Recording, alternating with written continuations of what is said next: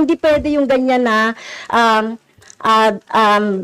yung tactics na ganyan, na parang parang sorry for the pusit, na kapag nasusukol na ang pusit ay nagaano ng maitim na tinta. So ayaw natin ng ganun, Madam Chair. So yes, so if you allow members of the House of Representatives lines like what you just said, like pusit, bakit mo ako kinukrucify for saying a fact that somebody is convicted of child abuse sitting in the chair? Pusit, and then I cannot fire the presiding chair. So bakit? Yes, Bakit napaka-one-sided nito, ma'am? noted po.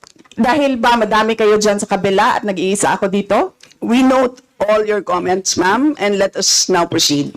Thank you, Diba? ma'am.